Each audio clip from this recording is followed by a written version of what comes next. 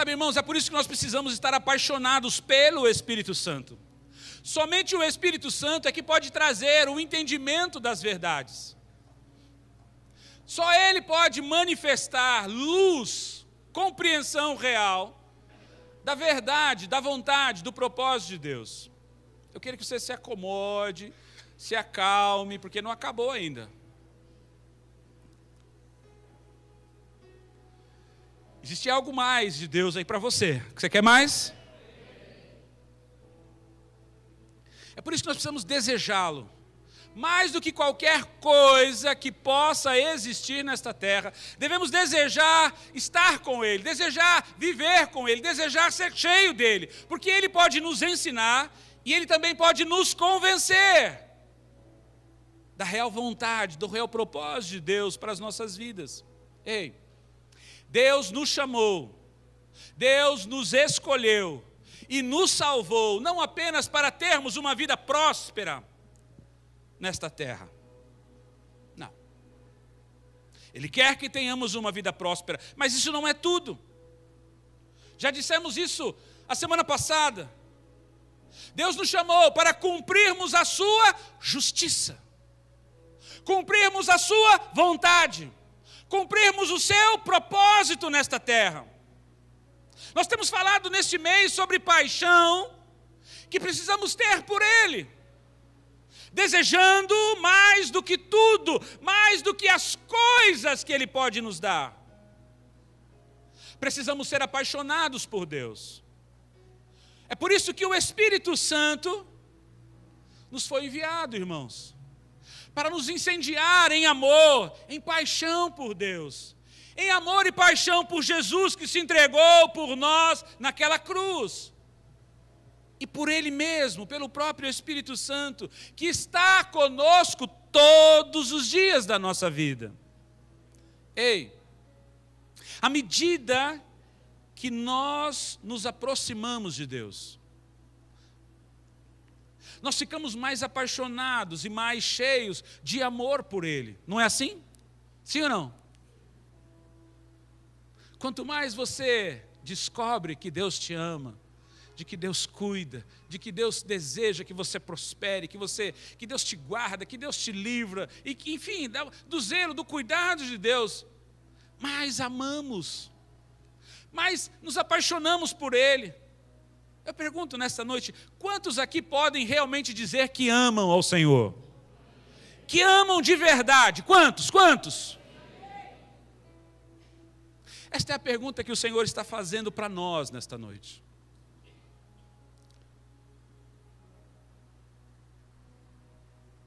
Você verdadeiramente me ama? Ou ama apenas as coisas que eu posso te proporcionar?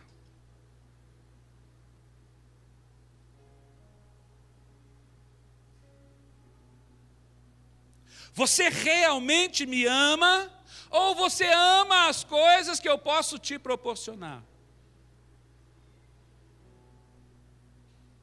Porque são duas coisas bem distintas, sim ou não?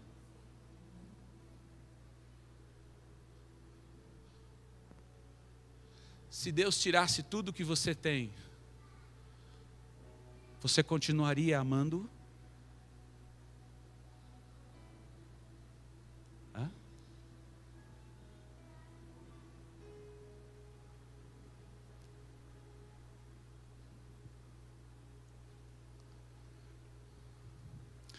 Você me ama de verdade? Em João capítulo 21. Versículo 15, diz assim: E depois de terem jantado ou comido, Jesus perguntou a Simão, Pedro, filho de João, Simão, filho de João, amas-me mais do que estes?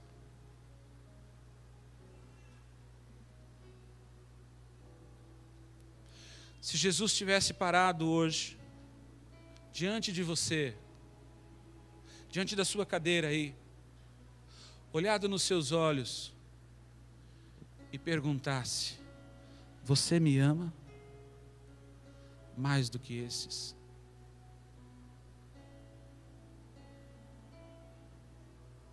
Qual seria a sua resposta? Sabe, irmãos, a gente conhece a história. Pedro havia negado Jesus. Quando Jesus foi preso, Pedro negou Jesus por 3 vezes.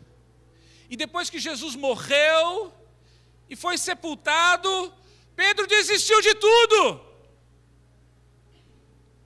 E decidiu ir pescar. Decidiu voltar para a velha vida. Ir pescar para Pedro significa voltar à velha vida, porque foi de lá que Jesus o tirou. Se não bastasse de Pedro voltar para os barcos e para as redes, a Bíblia diz que todos os outros discípulos o seguiram, foram com ele.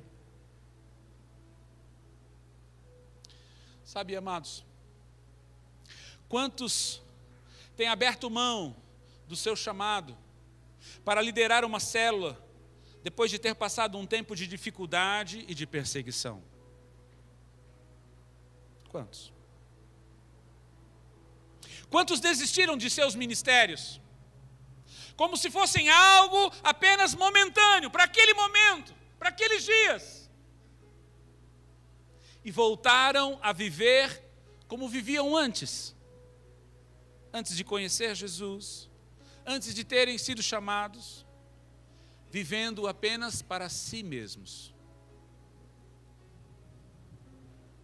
Exatamente como Pedro fez. Não era pecado pescar. Até hoje não continua sendo pecado. Você pode pescar. A questão não era pecar pescando, a questão era retroceder do propósito. Ei, hoje o Senhor está diante de mim e de você, assim como estava diante de Pedro. Ele já te deu o sustento, Ele já te deu a provisão, o peixe e o pão assado estava ali. Quantos têm sido sustentados por Deus aqui? Ele te trouxe para perto do fogo, havia uma fogueira naquele lugar, que Jesus havia feito. Ou seja, Ele trouxe você para se aquecer, porque quando eles desceram do barco, todos eles se molharam. Ele tem manifestado o amor e o cuidado dEle por você em todas as áreas da sua vida, da sua casa, da sua família.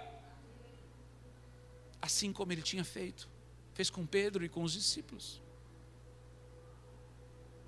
Mas depois de comer, depois de se aquecer, depois de receber o calor, depois de receber o cuidado, Jesus então parou e perguntou para Pedro: você me ama verdadeiramente? Queridos, será que nós amamos verdadeiramente o Senhor? Será que você ama verdadeiramente o Senhor?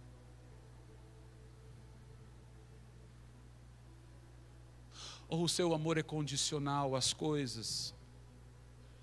Ou o seu amor é condicional às circunstâncias? Hoje o Senhor está diante de nós, está perguntando: você me ama verdadeiramente? Em Provérbios 19, versículo 21, diz assim: muitos são os planos do coração do homem. Há muitos propósitos. Mas é o propósito do Senhor que permanecerá ou que prevalecerá. Escute, eu vou dizer algo para você. Eu não sei se o seu plano foi voltar a pescar. Se o seu plano foi voltar a viver a sua velha vida, descomprometida, aquela vida light, de uma igreja que tão somente quer ir para receber, uma igreja que quer viver simplesmente o que a igreja pode me dar, o que Deus pode fazer por mim, descomprometida do reino, descomprometida da justiça. Hoje o Senhor te trouxe aqui para dizer: você pode fazer muitos planos, você pode ter os desejos e os planos, os projetos que você quiser, mas o meu propósito para a sua vida é que vai se cumprir. Você pode ter tido o propósito de desistir. Deixa eu dizer algo pessoal sobre essa palavra. Eu estava em Porto Seguro, um apóstolo Miles Monroe pregava numa manhã em Porto Seguro. E eu estava decidido a desistir das coisas. Eu estava decidido a desistir do ministério, eu estava descansado de ver as coisas, de ver os discípulos, as guerras, os problemas, as situações. E eu havia dito no meu coração: eu vou para Porto Seguro, mas eu vou preparar para sair. Vou abrir mão, vou deixar alguém lá para fazer isso. E aquele homem ministrou essa palavra. E ele parece que pôs o dedo na minha cara e falou assim: você que decidiu, você que falou que ia desistir, você que falou que não tem mais jeito, você que disse que não quer mais, eu vou dizer uma coisa: você pode fazer o seu plano, você pode fazer o seu planejamento, mas o propósito de Deus é que vai se cumprir na sua vida.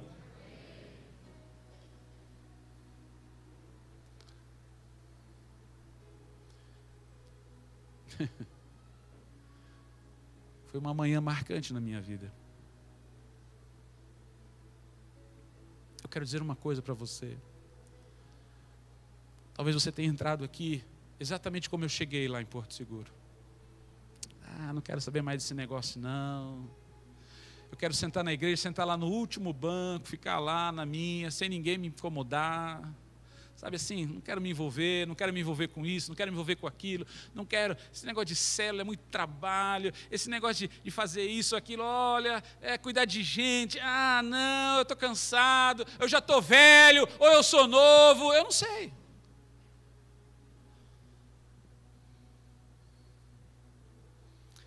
Eu não sei qual foi o plano que você tinha elaborado antes de entrar nesse lugar. Eu vou voltar para as redes, eu vou voltar para o meu negócio, eu vou voltar para a minha velha vida.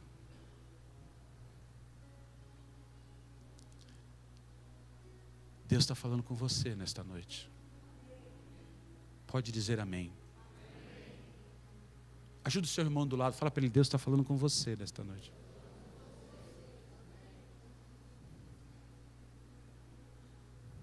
Não é com a pessoa, não é com a outra, é com você mesmo.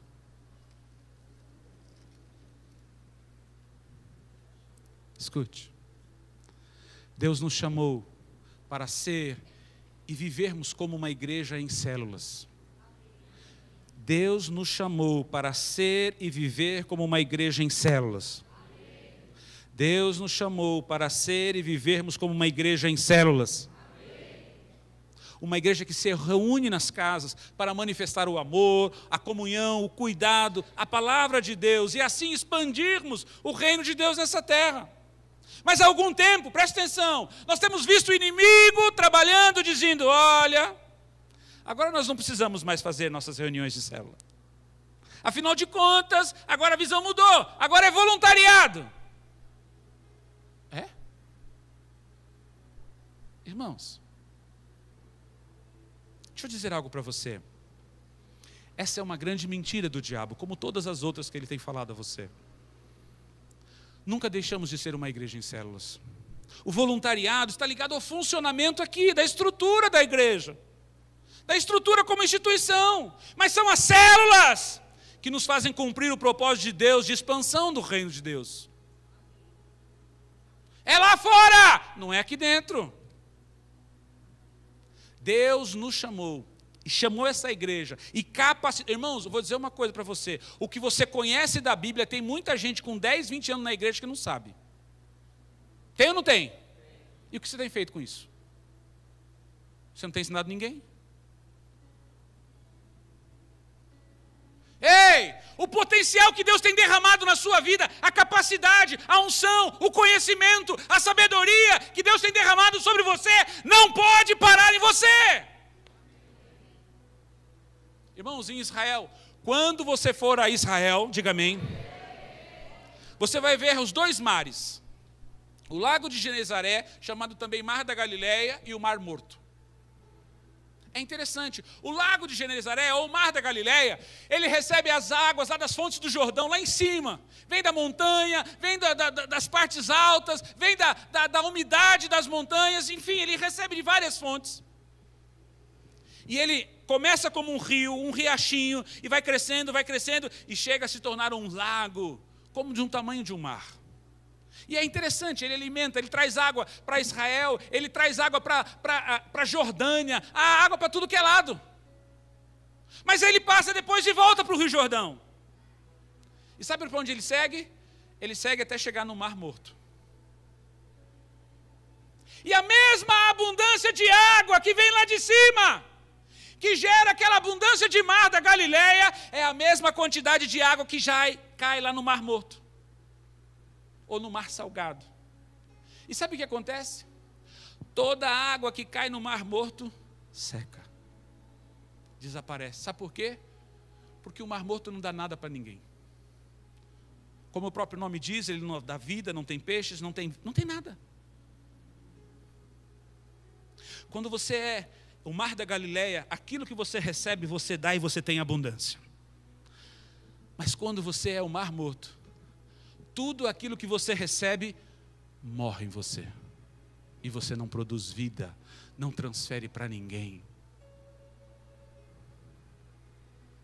Irmãos, esta não é a vida que Deus criou para você. Esta não é a justiça de Deus para a sua vida. Este não é o propósito de Deus para a sua vida. É lá. Quantos querem mais de Deus? Para quê?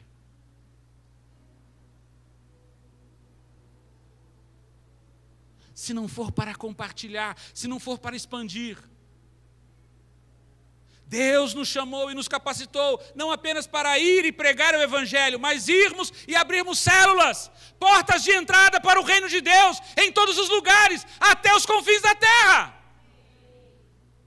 Nós precisamos entender, irmãos, que nós fomos chamados para ser igreja, firmados sobre dois fundamentos. A Bíblia diz em Efésios 2,19, assim já não sois estrangeiros nem forasteiros, mas concidadãos dos santos e membros da família de Deus, edificados sobre os fundamentos dos apóstolos e dos profetas, sendo o próprio Cristo Jesus a principal pedra de esquina. Há muito tempo nós temos caminhado sobre a visão profética, buscando e sendo dirigido pelo Espírito Santo, a unção profética se manifestando, fluindo através de nós. Mas e o apostólico? Será que caminhamos sobre esse fundamento?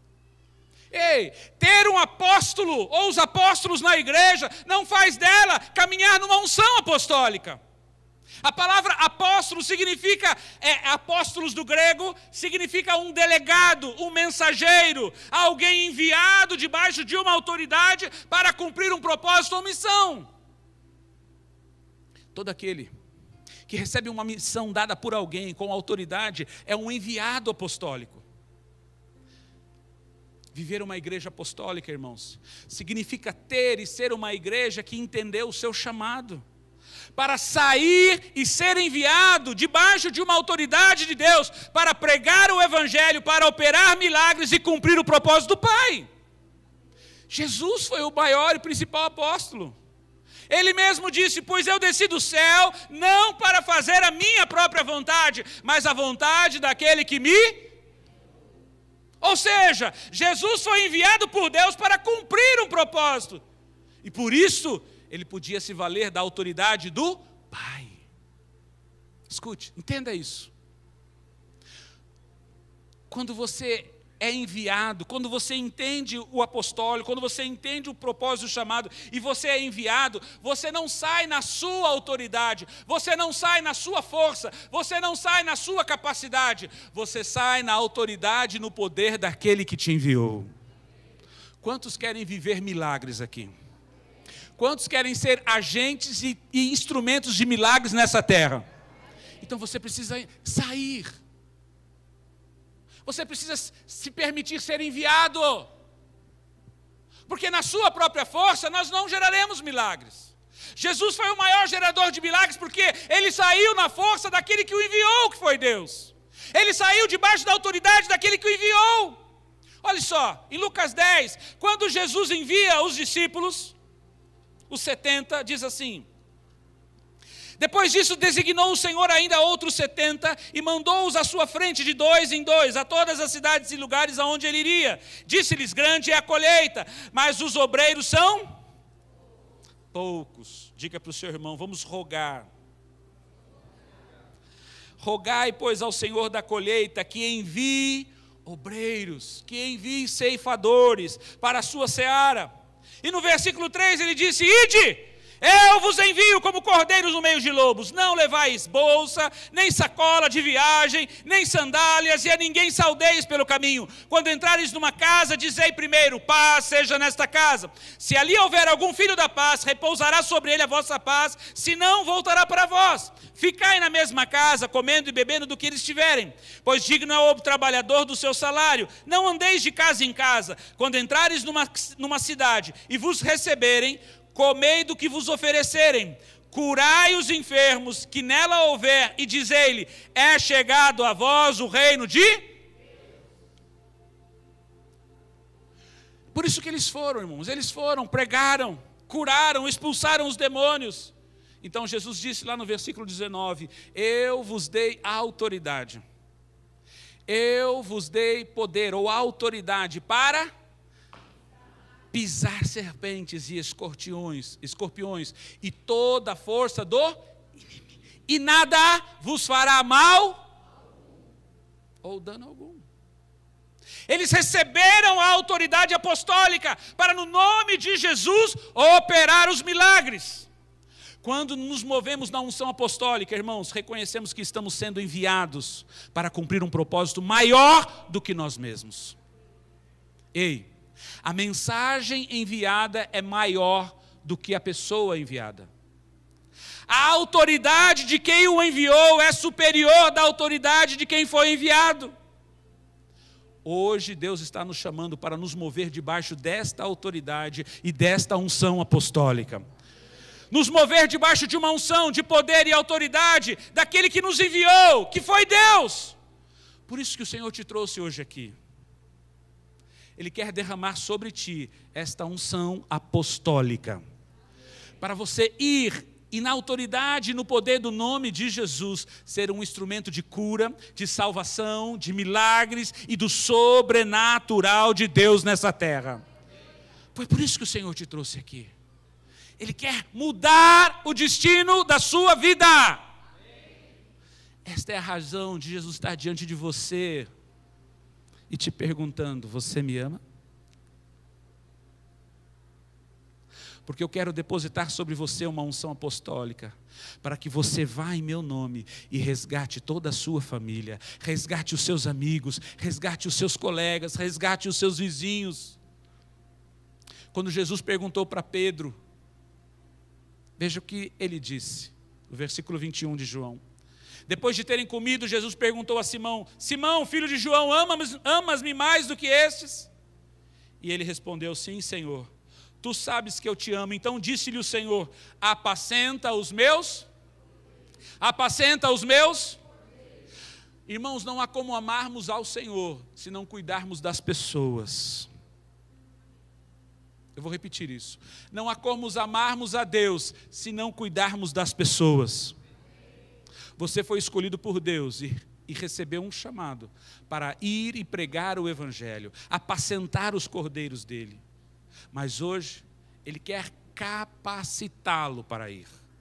Ele quer depositar sobre você uma unção apostólica, para você se mover no poder do Espírito Santo. Não na força do seu braço, não na sua capacidade, não no seu raciocínio, no seu intelecto, mas na força do Espírito Santo, a fim de que você opere os sinais e milagres, para que todos possam crer que Jesus é o Salvador através de você. Quantos irão responder a esse chamado? Quantos irão responder a esse chamado? Quantos irão se levantar e verdadeiramente assumir o propósito de Deus? para se mover no poder do Espírito Santo, a fim de operar os milagres, a fim de cuidar de vidas, a fim de pregar e amar as pessoas. Quantos vão cumprir a justiça de Deus nessa terra? Quantos querem se mover debaixo desta unção? Vamos ficar de pé.